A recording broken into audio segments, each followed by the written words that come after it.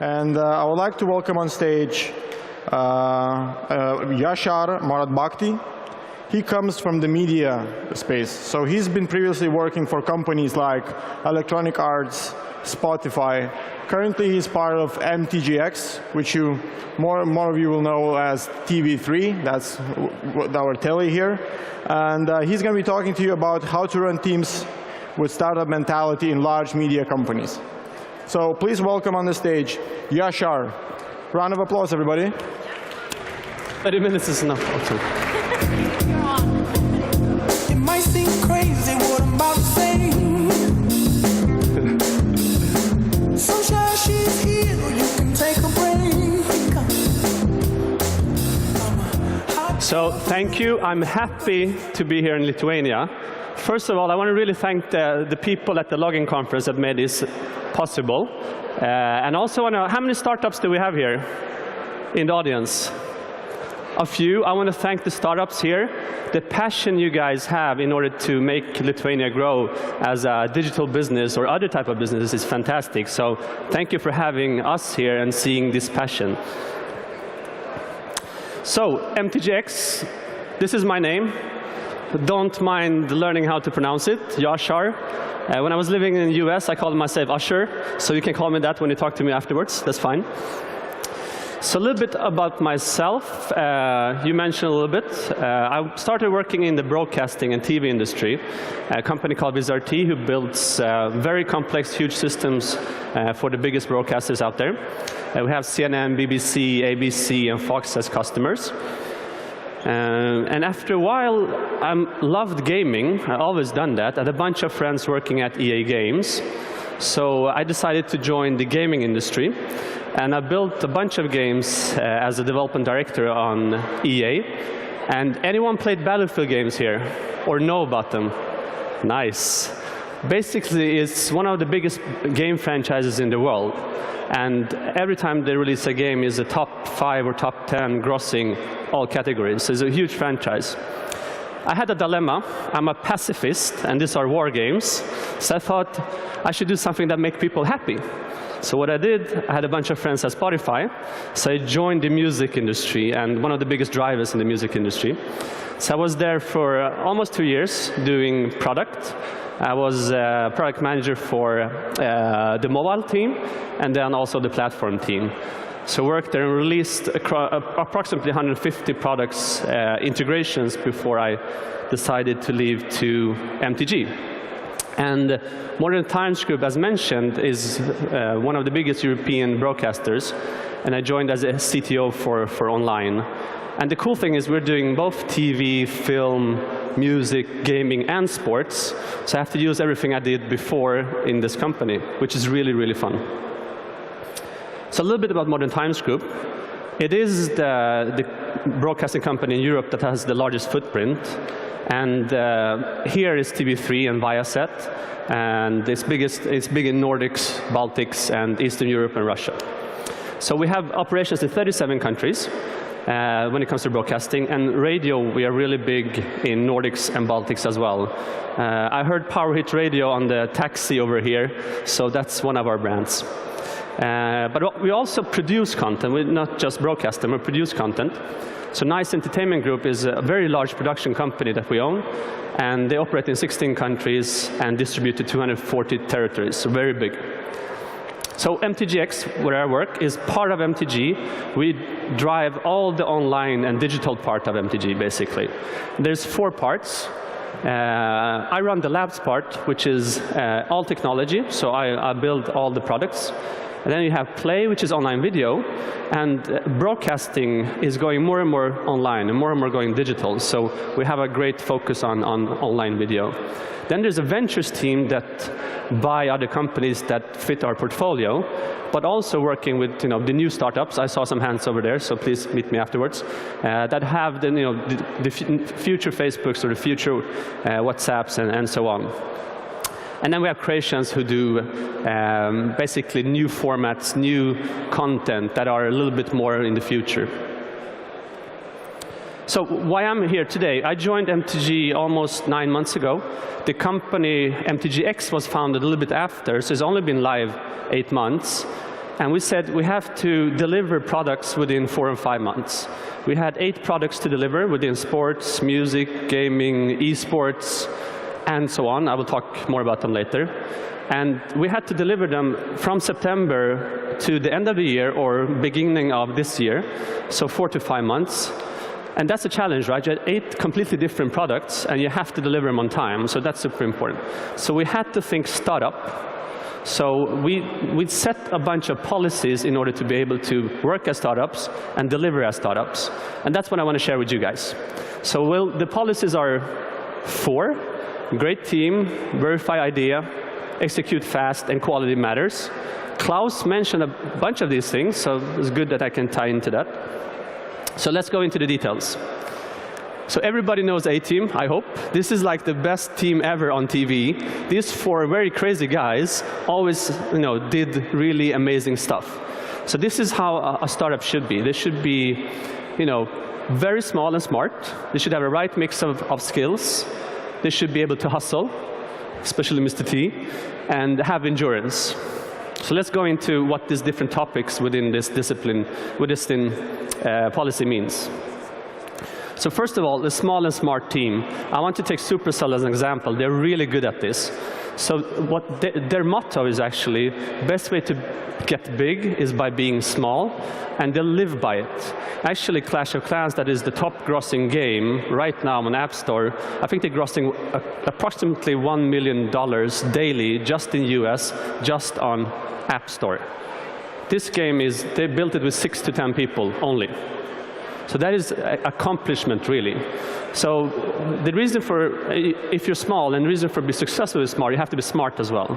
And smart is, you have to have really talented people. It's hard to have that, but try to have it. But one important thing is you have to know your industry.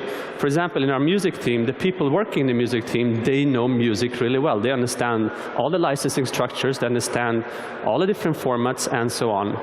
Within the video team, these guys know everything about the video formats, the streaming protocols, the CDNs, and so on. They are experts in their areas.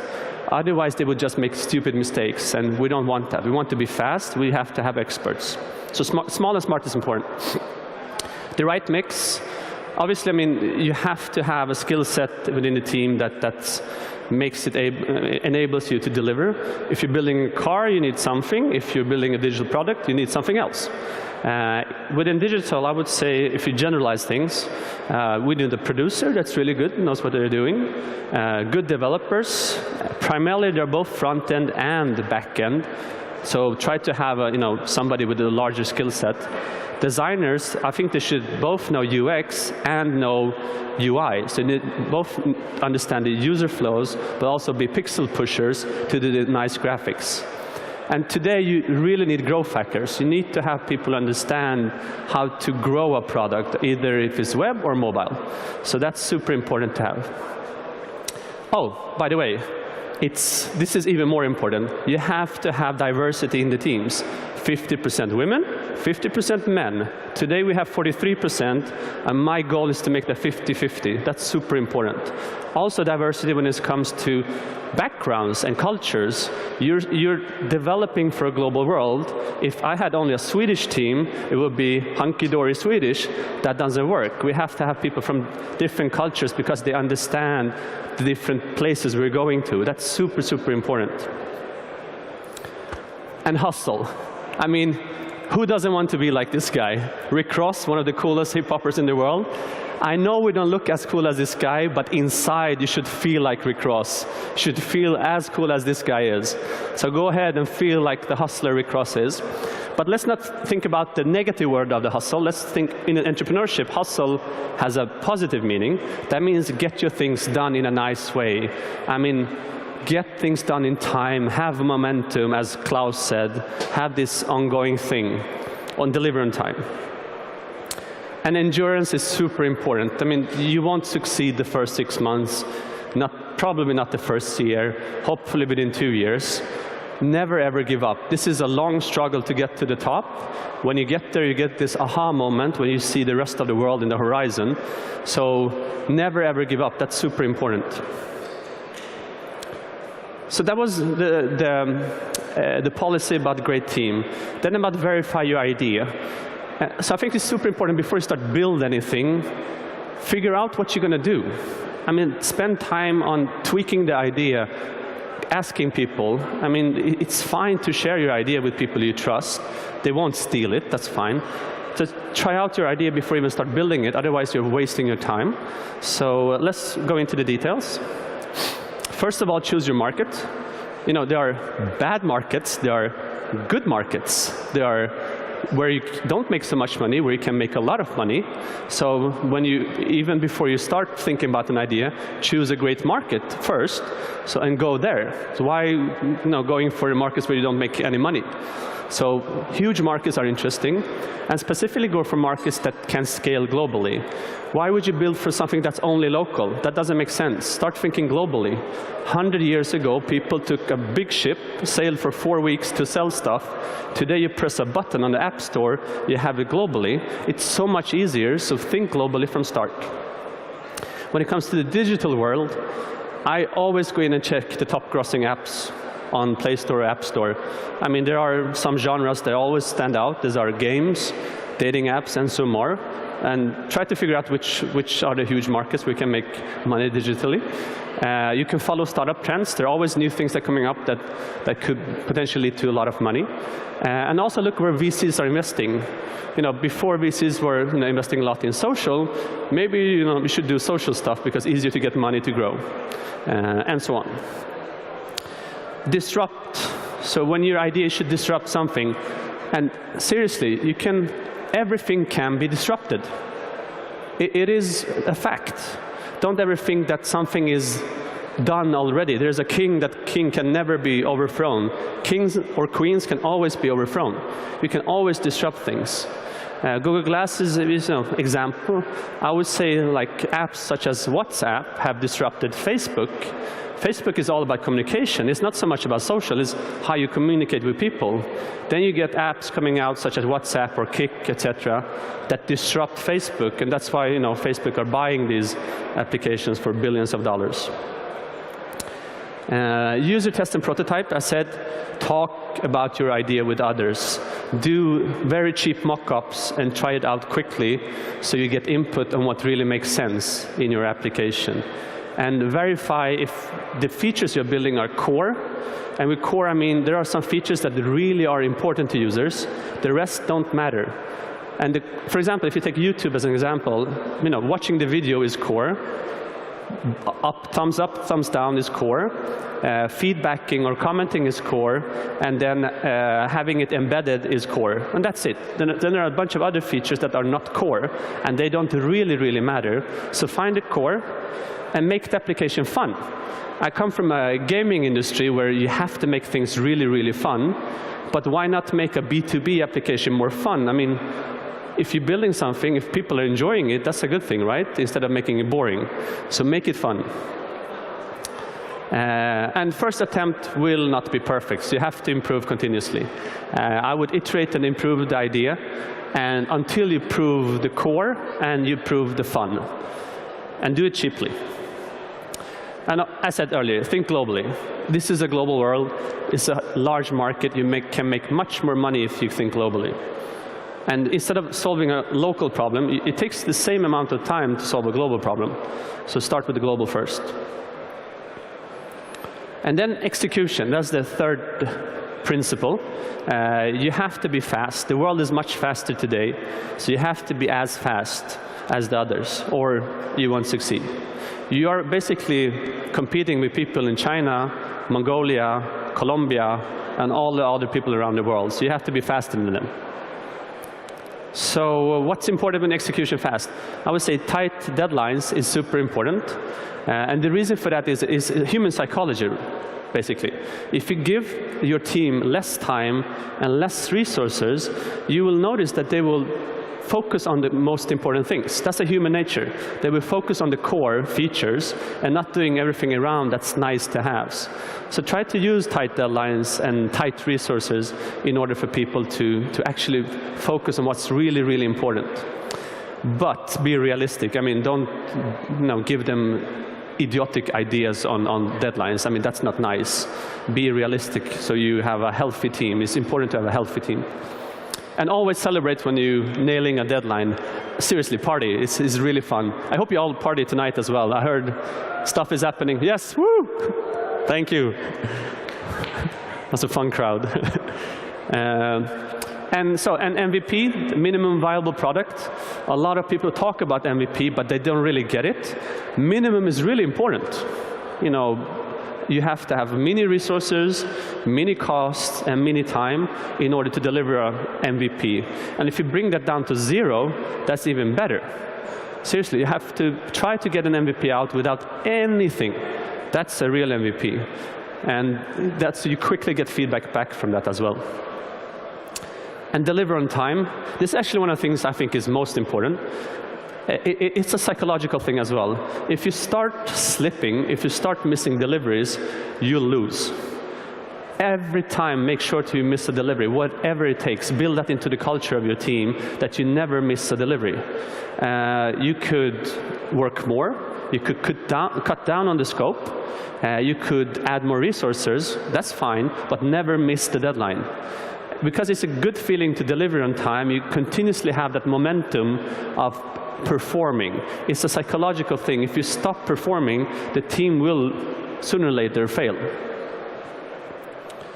And the final principle, quality matters. If you don't think Chuck Norris approves your idea or the stuff you're doing, you should just, get out of it.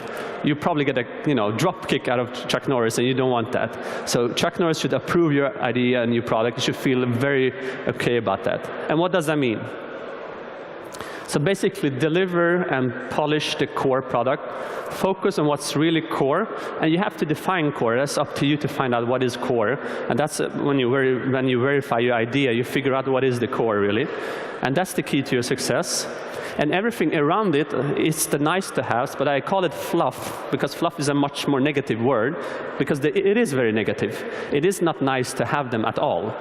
If you start building stuff that doesn't matter, it's going to take time, and it's going to waste your time.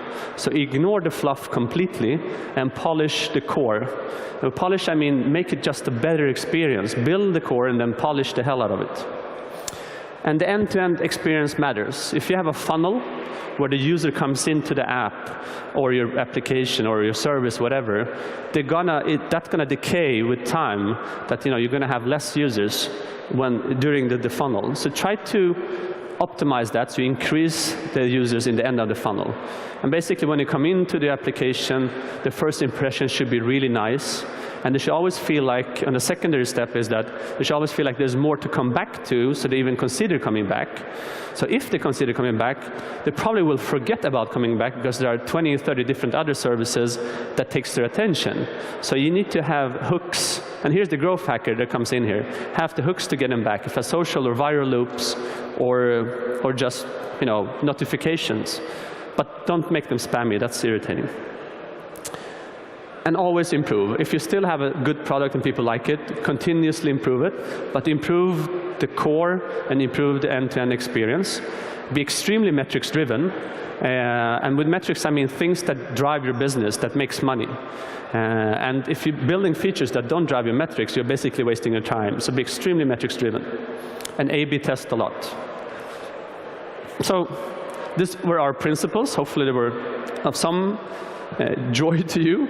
So we use them across some of our products. I'm going to just talk about them quickly, and please download them after us and try them out. So the big application here, I think, in Lithuania is TV3 Play. Have you used it? There's a few here. Thanks. They're paid now. Just kidding. So this is our application. We completely rewrote both front end and back end and all the mobile applications in 4 or 5 months. And launched it without any problems, basically. So, and the number of users, I think, increased with 20% the past 2 months. So it's been, our metrics been going up. Then we have a sports app that's live in Sweden and Denmark, basically where we give free sport highlights to people. And this has actually grown with 500% the past weeks. It was high numbers even back in 4 weeks, but it's grown incredibly fast due to some clever things we've done. We had Olympics in Sweden, so we created an Olympics app who was second place under Flappy Birds. Then the guy took Flappy Birds down, very good timing, so we become first place. That was really good. Thank you. And then some copycat created Splashy Fish, who made it to the first place, but that went down again. So we were first for approximately 2-3 weeks. So very happy about that. We turned this into our sports app now, which is doing really, really well. Esports, we're probably the broadcaster in Western Europe, not disregarding Eastern China and, or I mean Korea and the countries, disregard them, in the Western world, who's focusing the most, I mean incredibly more than the others, on esports. We think that's the future. We're really strong on sports. For example, you have Viasat Sports, I guess, here. We're really strong on sports, but we understand esports is the next big thing. We built a large production facility, which is as big as this room or more, creating our own content, and then we're doing a lot in going out and licensing stuff as well. So this is a big thing for us. We do a lot of second screen things, experiences, interactive experiences around TV, which we think is important. It's close to our DNA to do broadcasting, but we want to be interactive around it. We launched this as well, and now we're bringing this into our TV experiences. Clipster is our coupon app, doing really well. It's grown with 500% since a year back, and making a lot of money for the partners we work with. And this is our new music app, which we launched in Sweden and Norway.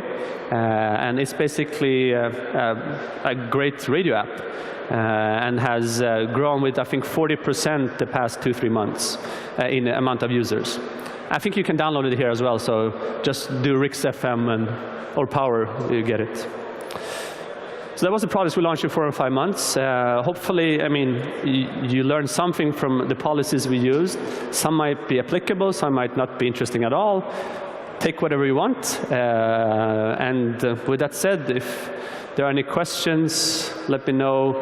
And once again, thank you to the login people for a great work. This is, I mean, I've been on a lot of conferences, it's been extremely professional, and you're putting, Lithuania and Vilnius, and you're great people on the map. So great work. Thank you very much to you guys.